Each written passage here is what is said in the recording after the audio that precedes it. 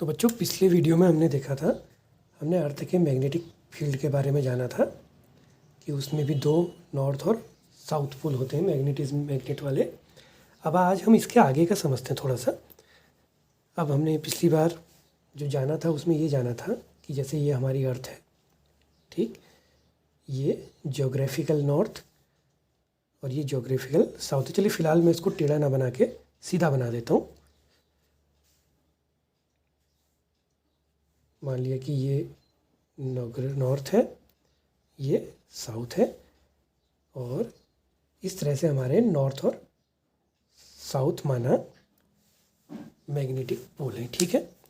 अब क्या है, इसको मिला लिया मैंने, मिलाना नहीं, सिर्फ इसको मिलाता हुआ एक प्लेन ड्रॉ कर दिया, ये इस तरह से।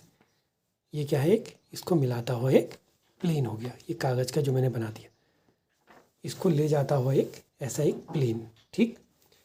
इसी तरह से साउथ और नॉर्थ पोल को ले जाता हुआ एक प्लेन। तो आप समझिए कि ये एक प्लेन ये है, एक प्लेन ये है, ठीक। सिर्फ उसकी बात नहीं है, किसकी बात है, प्लेन की बात है। ज्योग्राफी के नॉर्थ और साउथ पोल को कंटेन करता हुआ, दोनों को मिलाता हुआ एक प्लेन, जैसे मेरा ये हाथ हो गया। इसी तरह से मैग्नेटिक नॉर्थ और साउथ पोल को मिलाता हुआ एक प्लेन। तो इन दोनों प्लेन के बीच एक एंगल बन रहा है, देखो ये वाला, मान लिया ये थीटा हो गया। ये लाइन नहीं है, ये क्या है, दिस टू आर प्लेन, ठीक है। ये भी प्लेन होगा और ये भी एक प्लेन होगा। तो इसको कहते हैं एंगल ऑफ डिक्लाइनेशन। क्या कहेंगे, एंगल ऑफ डिक्लाइनेशन। डिक्लाइनेशन किस किस के बीच का, इस वाले जो प्लेन है, इस प्लेन को कहते हैं जियोग्राफिक मेरिडियन। यानी कि ज्योग्राफी के नॉर्थ और साउथ पोल को मिलाता हुआ जो प्लेन है वो जियोग्राफिक मेरिडियन, ये वाला होगा, हाँ, ये वाला जियोग्राफिक मेरिडियन।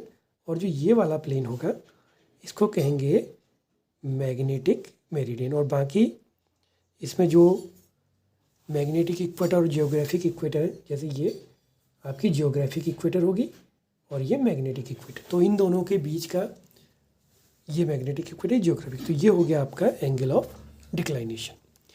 इसके बाद हम समझते हैं एंगल ऑफ डिप, जो इससे थोड़ा सा टिपिकल होता है। अब एंगल ऑफ डिप निकालने का तरीका क्या होता है, इसके लिए हमारे पास ये तो अभी तो हो नहीं सकता, लैब जब खुलेगी तो हम करेंगे एक प्रैक्टिकल। तो उस प्रैक्टिकल में बड़ा सिंपल होता है। जैसे अभी आप देख रहे हैं ना, ये नीडल बिल्कुल हॉरिजॉन्टल में चल रही, ठीक है ना। ये पहुंच गया हमारा जो रियल नॉर्थ पोल है, वहाँ पहुँच गई, अभी 0 डिग्री पे आएगा। अब आप इसको ऐसे रख देंगे जब, ठीक है ना, तो ऐसे रखने पे क्या होता है कि ये जो सुई, अब इसमें आपको दिख नहीं रही होगी, ये जो सुई देखे, ये जब आप रखेंगे तो ये ऐसे डिप कर रही नीचे को। पता करने का तरीका क्या है, जैसे हॉरिजॉन्टल में तो ये सुई हॉरिजॉन्टली मूव कर रही है, जब आप इस सुई को वर्टिकल रख देंगे, यानी कि इक्वेट जो कंपास है उसको 90 डिग्री पे उल्टा ऐसे रख देंगे, तो ये सुई हल्की सी नीचे दिखेगी ऐसे। क्योंकि इसके लिए हमें एक फ्री सुई चाहिए होती है मैग्नेटिक, जो हमारे पास लैब में होती है, वो लैब में ही मिल पाती है, इस तरह की लंबाई होती है, उसको हम एक वायर से फ्रीली लटकाते हैं।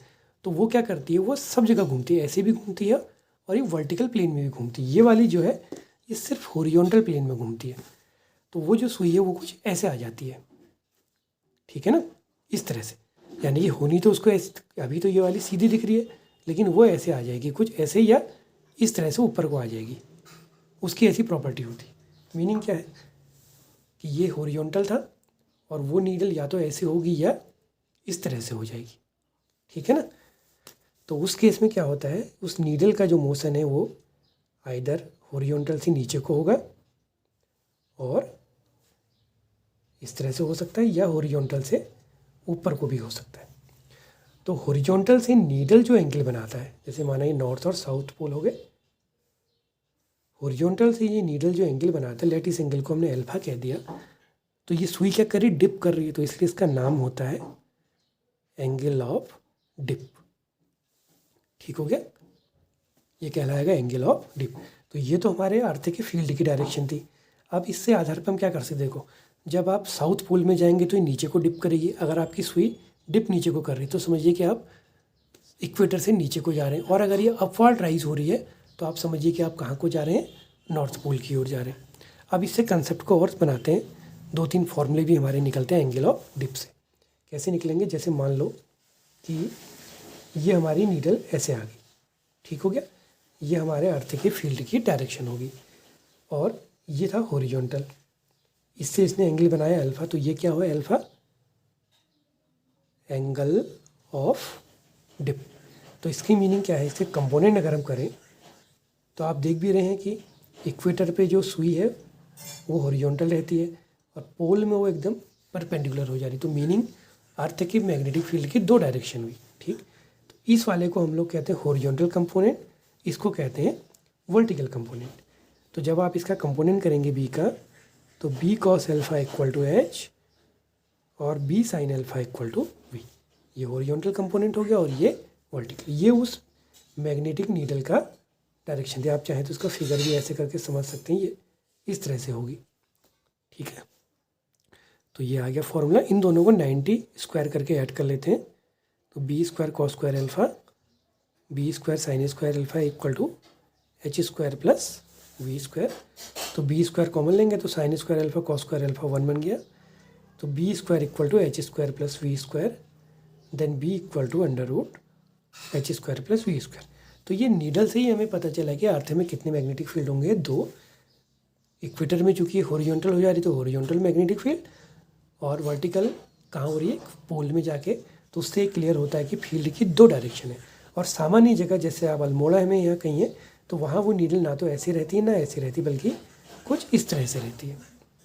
अब इसी में अगर आप 10 इन दोनों को डिवाइड कर दें, हम क्या करें, बी साइन अल्फ़ा को डिवाइड कर दें बी कॉस अल्फ़ा से, तो ये आ जाएगा वी बाई एच, ये कैंसिल, तो ये फॉर्मूला आ गया 10 alpha equal to v by h, और यह अल्फ़ा को आप लिख सकते हैं 10 इनवर्स वी अपॉन एच। तो इससे हम लोग एंगल ऑफ डिप निकाल सकते हैं। अब इन सब प्रोसेस में एक बड़ी इंपॉर्टेंट चीज़ है, वो ये है कि ये जो अर्थ का फील्ड है बड़ा सेंसिटिव होता है। ये एंगल ऑफ डिप जो है ये लगातार कंटिन्यूसली चेंज होता है, क्योंकि इसकी अर्थ का फील्ड थोड़ा बहुत वाइब्रेट करता है, उसकी वैल्यू हमेशा कांस्टेंट नहीं रहती है, वो चेंज होती रहती है।